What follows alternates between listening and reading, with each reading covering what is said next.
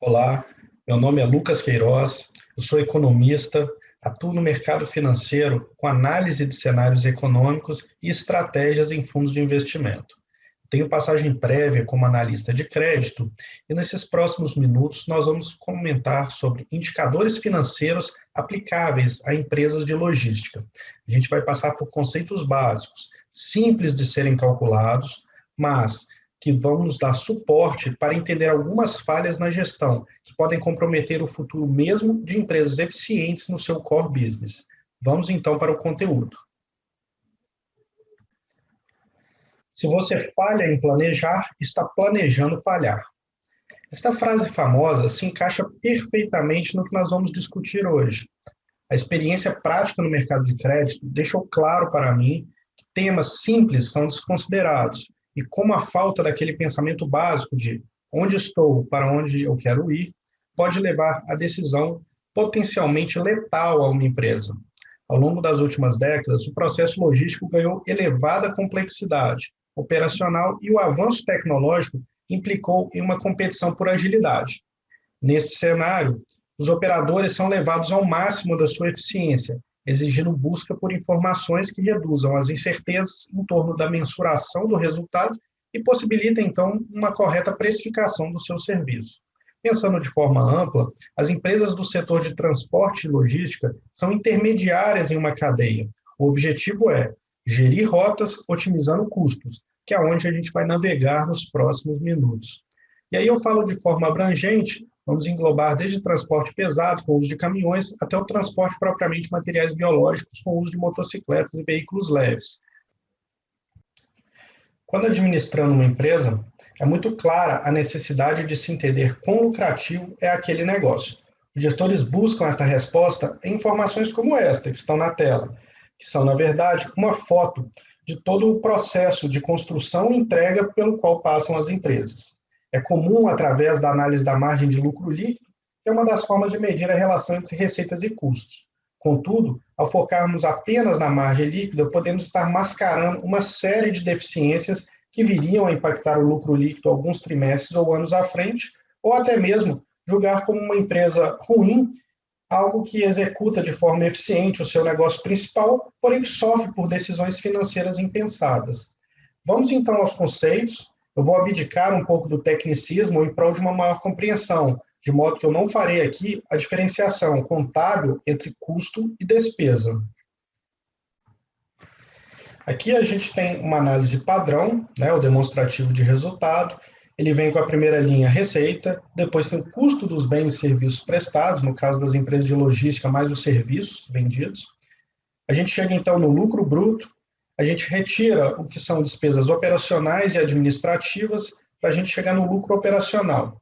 Depois a gente desconta as despesas financeiras, que aí tem os juros pela dívida da empresa. A gente chega então ao lucro antes de impostos. Pagando, então, imposto de renda, contribuição social sobre o lucro líquido, a gente chega, então, no lucro líquido. Essa é uma análise padrão, é um demonstrativo de resultado com diversas empresas, né? Isso não há muita diferenciação. O que a gente vai notar, então, é o seguinte. Vamos para o próximo slide, que eu acho que vai ficar mais claro onde a gente está querendo chegar. Primeiro, a gente sai da receita líquida até o lucro operacional. E depois do lucro operacional para baixo até o lucro líquido, aqui a gente tem praticamente duas análises separadas, né? Geralmente, o que é usado, as pessoas analisam a empresa até a linha de lucro operacional, e aí a gente está tentando entender como está a empresa. Para baixo, a gente vai ter, então, a despesa de juros e de imposto de renda, que são outras dificuldades que a gente vai falar mais à frente. Vamos nos ater, então, ao custo dos bens e às despesas operacionais. Nesse caso, o custo dos bens ou serviços vendidos vão ser aquelas contas que estão diretamente ligadas, então, ao processo.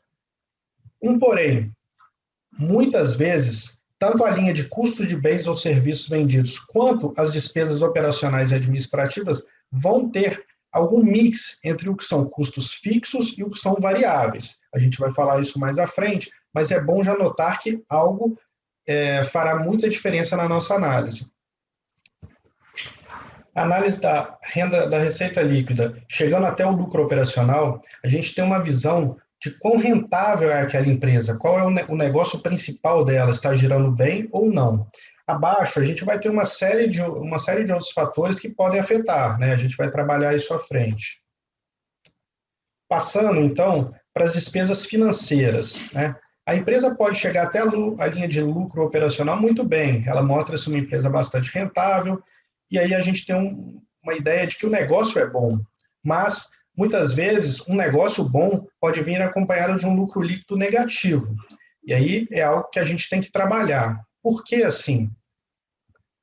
Primeiro, muitas empresas têm uma linha de despesa financeira muito elevada, mesmo com um lucro operacional bastante razoável, chegando nessa parte de despesas, ela começa a mostrar alguma fragilidade.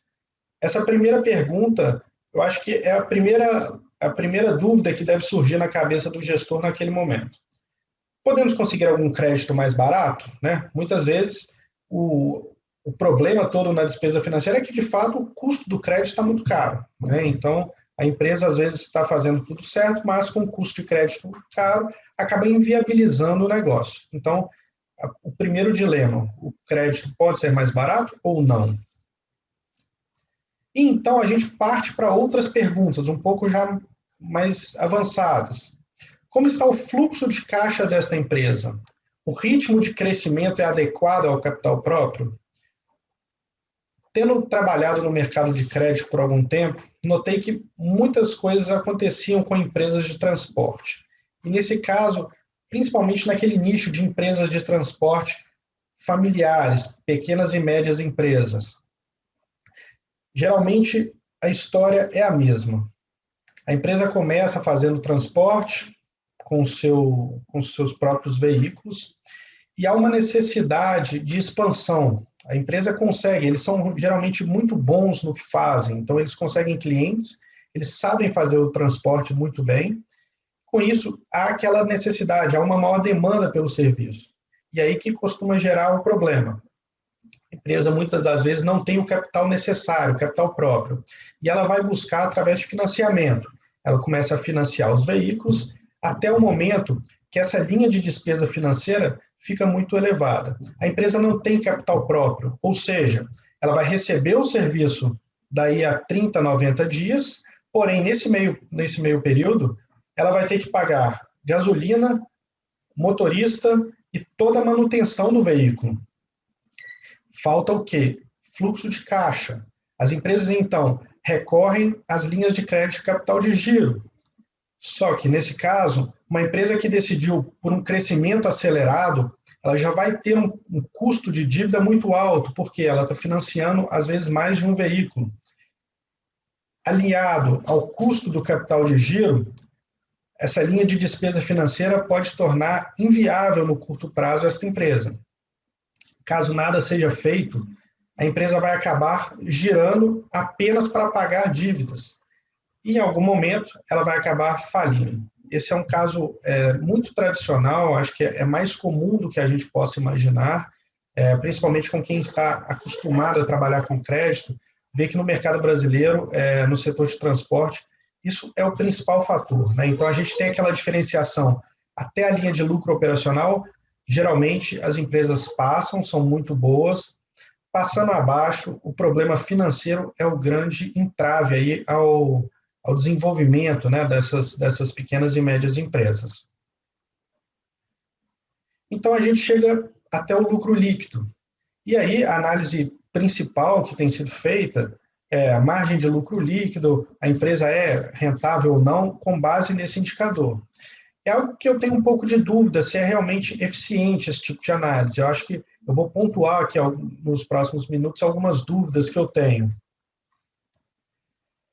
Primeiro, falta sensibilidade em relação à escala ótima. Essa análise padrão que a gente viu aqui, ela não nos diz nada se a empresa tem alguma possibilidade de melhorar a sua rentabilidade aumentando simplesmente a escala ou então diminuindo a escala. Eu acho que são coisas que ficam aí um pouco mascaradas nessa análise padrão.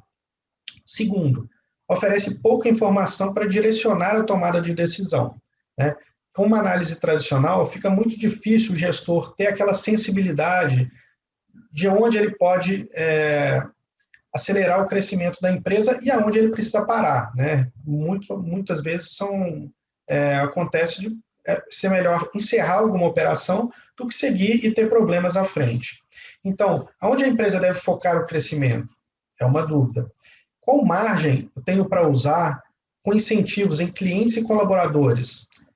Ou seja, operações muito rentáveis, a gente teria margem ali para poder crescer. Mas essa análise padrão, ela não nos dá essa sensibilidade. E eu acho que mais à frente vai ficar muito claro isso, quando a gente fizer a primeira diferenciação. Eu acho que, passando da análise tradicional, o primeiro passo aqui é separar custos e despesas fixos dos variáveis. Parece muito simples, mas não é tão simples assim quanto parece. Vamos ver o porquê. Os custos fixos, né? Custos fixos são aqueles que não estão ligados diretamente ao nível de produção. Eles podem estar ligados muito mais a uma estratégia de posicionamento da empresa no mercado e também a como a empresa espera expandir no futuro. Ou seja, muitas empresas preferem já ter uma sede grande, muitos funcionários, esperando um crescimento à frente. Outras empresas preferem trabalhar mais enxutas e irem crescendo gradualmente. São estratégias, isso não está ligado diretamente ao faturamento da empresa no curto prazo. Então, aluguel da sede administrativa, IPTU, salário dos colaboradores, prolabore dos sócios, luz, telefone, internet, suporte jurídico e contábil, e diversos outros custos que não estão ligados, então, ao ritmo de atividade. A gente já viu aqui que essas decisões, elas estão muito ligadas ao que a empresa pensa para o futuro e o que ela está vendo no presente. Agora, quando a gente trabalha com custos variáveis, a gente tem comissão, combustível, manutenção dos veículos, são coisas que estão diretamente ligadas. Por exemplo, no início da pandemia, quando muita coisa fechou, boa parte das empresas viu custo com comissão cair, combustível caiu, porque não fazia o transporte, manutenção dos veículos também reduziu. Se os veículos não estão rodando, provavelmente você vai gastar menos com manutenção. Então, a parte de custos fixos, ela está ligada ao seu contrato com o cliente, ou seja, você tem que fazer o mínimo possível para entregar o necessário para o cliente, né? Então, muito ligado ali às exigências daquele serviço que tem que ser prestado. É uma análise muito diferente dos custos fixos, né? Então, fica muito claro nesse momento que a gente precisa ter uma dissociação entre o que é custo variável e custo fixo, porque as decisões vão ser tomadas separados, né? A empresa pode muito bem decidir por uma sede pequena ou grande, por uma sede num bairro isolado ou no centro da cidade, numa grande metrópole, num lugar afastado, e vai separar do que ela precisa para os custos variáveis, ou seja, as decisões vão ser diferentes. Os custos variáveis vão estar ligados ao cliente, basicamente são as exigências do contrato, né? Então, é algo que a gente consegue ter uma margem de gestão, conseguir um combustível mais barato, manutenção no lugar certo, mas é uma decisão de gestão diferente, então, dos custos fixos. Então, vamos reclassificar de forma que a gente tire o que são despesas operacionais e administrativas e custo dos bens e serviços vendidos, a gente vai trocar simplesmente porque são custos variáveis ou fixos. É uma análise mais simples.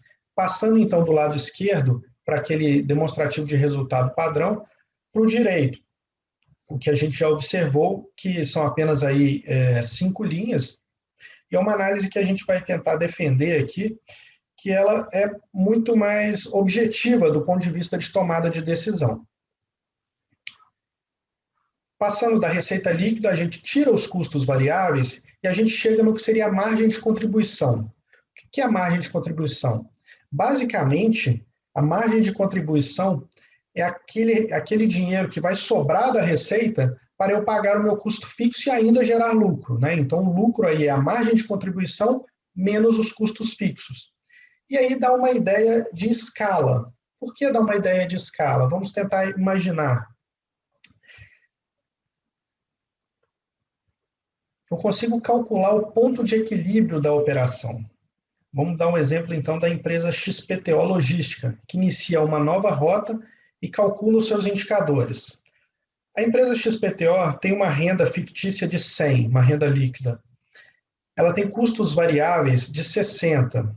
Ela tem uma margem de contribuição de 40. Essa rota, então, ela tem um índice de margem de contribuição de 40%. É uma margem de contribuição bastante elevada.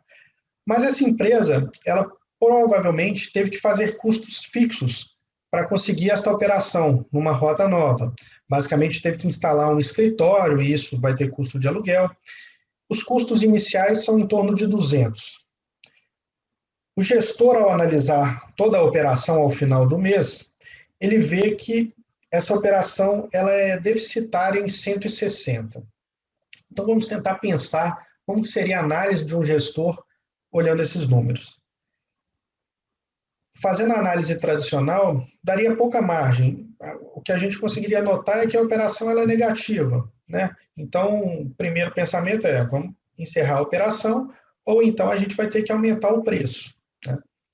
Mas se a gente for a fundo, talvez não seja muito bem isso. Essa margem de contribuição ela é muito elevada, ou seja, eu preciso então aumentar essa operação em 5 vezes e eu já conseguiria pagar os custos fixos. Ou seja, eu preciso aqui de escala. Basicamente isso. E aí parte para uma outra análise. Eu consigo essa escala? Essa rota nova, ela me possibilita o mercado do tamanho que eu preciso? Muitas vezes a gente vai conseguir notar que sim, você conseguiu uma rota nova, está fazendo poucas coletas, num lugar que é muito grande, você tem muito mercado a conquistar. A partir do momento que você vai crescendo nesse lugar, o seu lucro ele vai ficando exponencial, certo? Porque a partir do momento que você ultrapassou o custo fixo, qualquer nova coleta vai te gerar mais 40 unidades monetárias nesse caso. Ou seja, se o gestor tem uma sensibilidade de que aquele mercado é muito grande, certamente essa é uma operação que não deveria de forma nenhuma ser encerrada, né? Seria uma análise completamente errada nesse caso. Então, o exemplo da empresa XPTO nos mostra que a análise de margem de contribuição ela tem muito a nos ajudar, em contraposição a uma primeira análise mais padrão, que ela diria pouco para a gente. Eu acho que o ideal, nesse caso, é fazer um mix, né? A gente partir de uma análise tradicional, analisando o nível de endividamento, analisando também o tamanho do capital de giro da empresa para o tamanho da expansão que ela está projetando. Então, a gente parte para aquela análise de despesa financeira e depois a gente vem para a margem de contribuição para analisar diretamente a operação. E aí é muito interessante fazer esses demonstrativos da margem de contribuição ao nível de cada operação, ao nível de cada rota, de modo que vai ter uma sensibilidade muito grande o gestor que tiver esses dados em mãos, porque ele vai conseguir saber para onde ele deve direcionar o crescimento da empresa. A gente pode estar falando aqui de uma empresa situada no Sudeste que acaba conseguindo uma nova rota no Nordeste e nota que ali, de fato, é o local que ele deve se desenvolver. Ele está vendo uma margem de contribuição elevada, um mercado em expansão, e talvez ali seja o lugar mais rentável para ele no futuro, né? Então, qual que seria uma análise básica aqui da empresa XPTO? Com uma margem de contribuição muito grande, ela pode, inclusive, reduzir parte do seu preço, fazendo com que atraia a demanda. Ela também pode aumentar a comissão da sua equipe comercial no local, seria uma forma de reduzir um pouco a margem de contribuição em prol de um ganho de escala, né? A gente consegue muito fácil nesse tipo de análise uma conta do que seria o tamanho ideal, né? Então, como a gente consegue ver no exemplo da empresa XPTO, se ela aumenta essa operação 5 vezes o tamanho atual, ela começa a ficar no que a gente chama de ponto de equilíbrio, né? Que é onde estabiliza. Se a gente tiver a sensibilidade de que hoje é muito pouco o tamanho que a gente está atingindo naquele mercado e a gente tem muito a ganhar, é certamente o local para avançar, né? Então, a gente vai sempre pensar nisso.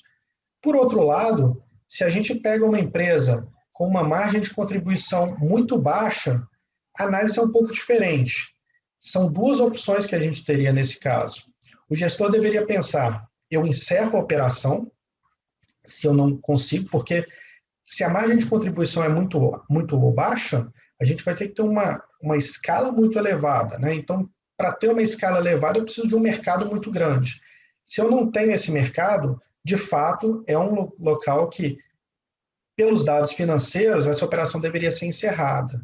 Claro que tudo que a gente está falando aqui depende de um outro universo. Muitas vezes você está atendendo um cliente em um local que vai ter uma rentabilidade menor, uma margem de contribuição pequena, porém que com esse cliente você consegue também acessar novas rotas em outras localidades. Então vira um outro tipo de análise. A gente sai um pouco do espectro financeiro ao nível da operação só, né? Então, mas tentando pensar aqui ao nível da análise financeira, caso a margem de contribuição seja pequena, vamos tentar aumentar o preço. É possível aumentar o preço ou não? Eu tenho essa sensibilidade? Se eu aumentar o preço, eu acabo sendo colocado para fora? Essa é uma análise muito difícil para o gestor, porque ele vai ter que trabalhar a seguinte forma: se ele nota que esse local tem uma margem de contribuição muito baixa, alguma coisa pode estar sendo errado com a empresa dele ou com simplesmente o mercado, né? Ele não conseguiria aumentar o preço. Opa, então será que os custos dele para financiar essa operação estão muito elevados? A estrutura tem que ser um pouco mais enxuta? Eu tenho que conseguir tirar custo fixo e jogar para o variável? Então a gente vai para uma outra análise, que é, por exemplo, tentar terceirizar a minha frota, né? Porque hoje a empresa trabalha com uma frota própria, funcionários contratados, e isso entra boa parte em custo fixo. A empresa pode tentar, de alguma forma, que aí vai envolver até a área jurídica, se eu consigo naquele local terceirizar a frota. Se eu terceirizo a frota, eu tiro o custo fixo e jogo para o custo variável, né? Eu estou aqui reduzindo inicialmente a minha margem de contribuição, mas se eu tiver alguma escala nessa operação, o resto vai basicamente para o lucro. Então, a linha de lucro líquido aumentaria razoavelmente com o aumento da escala. Esse tipo de decisão que a gente considera muito importante. Então, acho que aqui a gente consegue passar um pouco do que é essa análise da margem de contribuição e eu espero que tenha conseguido passar essa informação a vocês. Agradeço a oportunidade do evento e me coloco à disposição em caso de dúvidas. Um abraço.